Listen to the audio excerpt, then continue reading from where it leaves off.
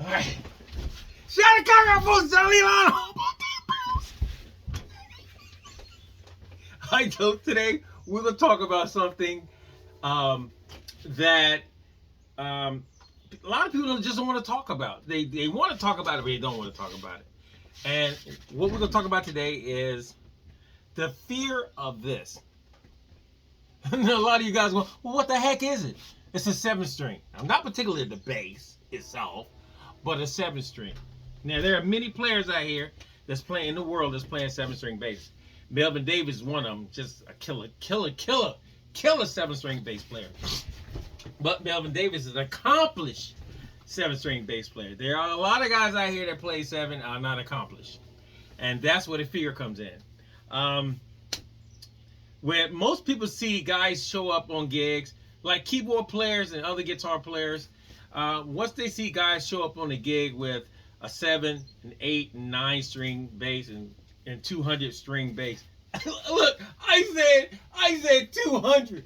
When when guys show up with 200-string basses, everybody gets nervous. You know, all the guitar player gets nervous, the keyboard player gets nervous. And I'm pretty sure everybody else probably get nervous, like, this guy, you know, what the world? But if you accomplish, and I guess I'm saying accomplished, if you accomplished, I put a T on it, bass player, then you know your job. You know where you're supposed to be. But there are some people who are not that, and some people who has the wrong attitude of playing a 6, a 7, or a 2500 string bass. I said 2500. There's no such thing as 2500. All right, so, and to make a long story short, what makes them nervous? We're gonna talk about it today. What makes people nervous when they see 6 and 7 string?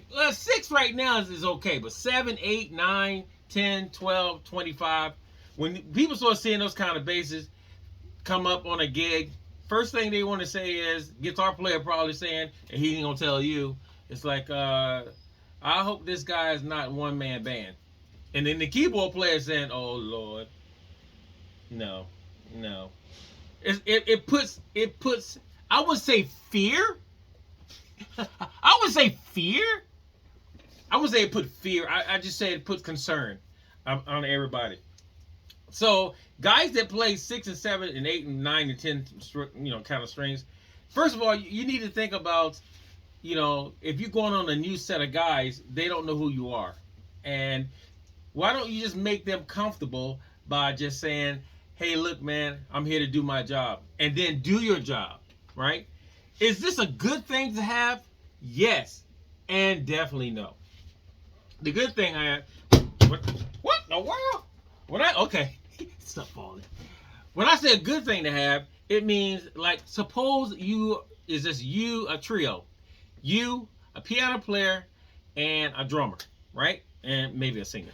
That's not a trio, actually, but a trio. And say the keyboard player is playing, and all of a sudden, boom, his keyboard give out. So you are an accomplished player of a 7-string bass, or 8 or 9 or 10 or 25, 50. You immediately go into the chord structure playing bass on top. That's when you know I'm comfortable with you. And when the keyboard player comes back in, you get off the chords and go back into your regular bass notes. That's when you got an amazing bass player that knows what his job is. Or you can have that same cat who every chord the keyboard player plays, he plays a chord underneath of it. That's when you're in trouble, when you don't know where your place is. And that's when people get nervous. It's like they hear you doing stuff. You know, the keyboard player is playing, you know, maybe a very beautiful, I'm gonna plug this up. The keyboard player is playing a very beautiful chord, and instead of you playing, you know, the bass note on the chord, okay? Instead of you playing the bass note, I'm just on the groove. You get into this. The keyboard player is playing. Then here you go.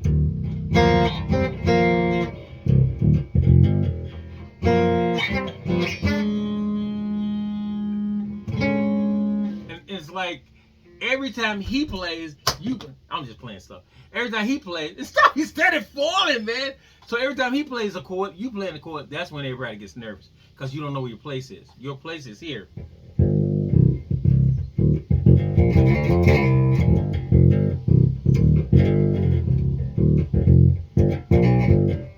That's your place. But you don't know where your place is because you steady doing.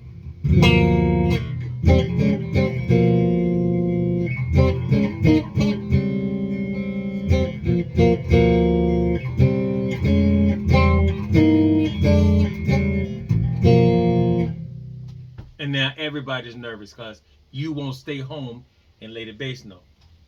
All right. Another thing is when you got a bass of this caliber, you have to also know that horn players may get a little leery. Why? Because they're thinking you're gonna do every lick that they do.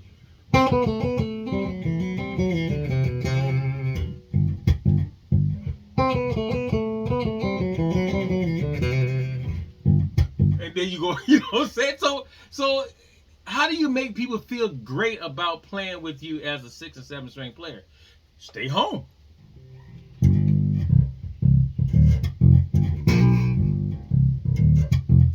Just stay home.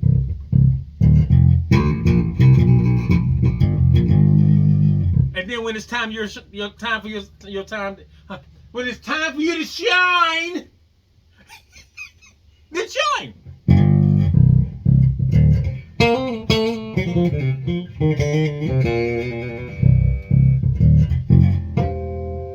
You know, do your little solo, whatever that is. Well, how many notes you can play on this thing. And then you can do your chords and stuff like that, and then go back home. I just want to put that out there because this bass is in my shop and it's ready to leave now. But I wanted, because I don't own a 7 string, and I wanted to tell you guys with the 7 string how to make your bandmates comfortable, you know. But if there are some guys out there that you can't make, you just can't play with, and I'm just gonna say it, you just can't play with them because their heads are above themselves, and those are the worst guys, and they